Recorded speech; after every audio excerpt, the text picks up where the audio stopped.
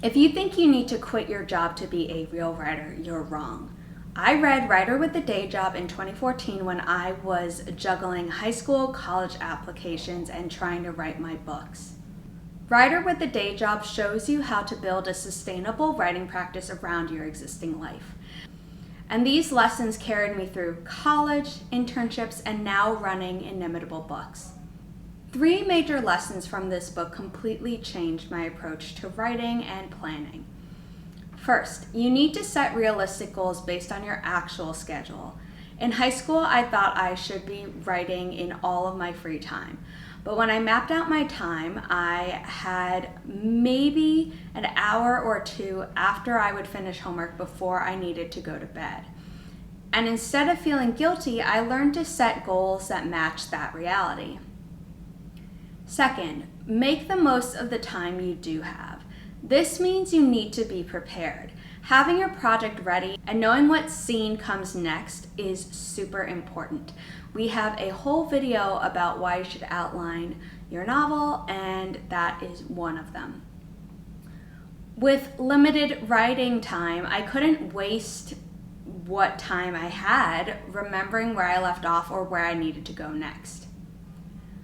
Third, create a sustainable schedule that works with your energy. This book helped me identify my best writing times and perfect what I could accomplish during those periods.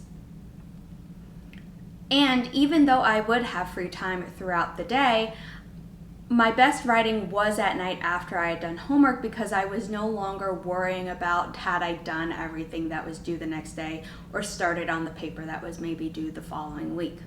Here's what you should try this week. Do Greaney's time audit. For these days, I want you to track how you spend your time and identify your actual available writing slots.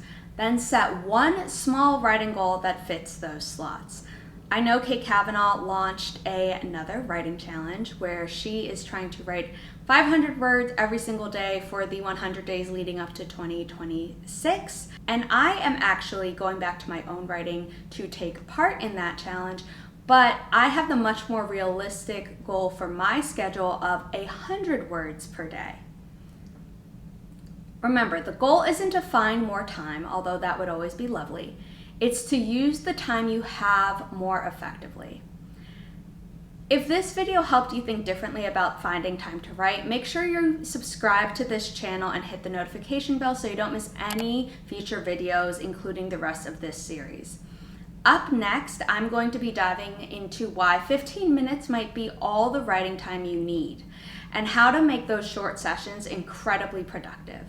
And if you're looking for specific tools to help you stay organized while juggling writing in school or writing in work or writing in life, you should check out my video here on the productivity tools that I use to run my life and Inimitable Books.